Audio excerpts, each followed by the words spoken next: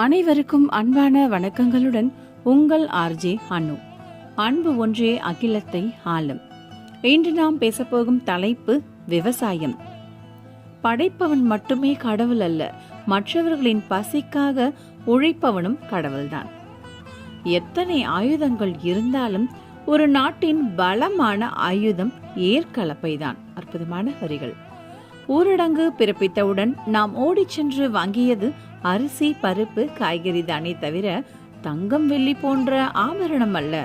இனியாவது உணவின் அருமை உணர்வோம், அதை விதைப்பவனின் பெருமையும் அறிவோம். படித்தால் மட்டும்தான் வேலை, கை நிறைய சம்பளம் என்று சொல்லித்தரும் இந்த சமூகம் விதைத்தால் தான் சோறு என்று சொல்லித்தர மறந்துவிட்டது. கிராமங்களை ஒரே நாளில் அழித்து நகரமாக மாற்றிவிடலாம். ஆனால் நகரங்களை அழித்து 100 வருடம் ஆனாலும் கிராமமாக மாற்ற முடியாது. நொடிப்பொழுதில் நாம் வீணாக்கும் ஒவ்வொரு சோற்று பருக்கையும் ஏதோ ஒரு விவசாயியின் 90 நாள் உழைப்பு. அருமையான வரிகளை பார்த்தோம். இது போன்ற வீடியோக்களுக்கு நமது இன்ஸ்டா சேனலை ஃபாலோ செய்யுங்கள். மீண்டும் சந்திப்போம். நன்றி, வணக்கம்.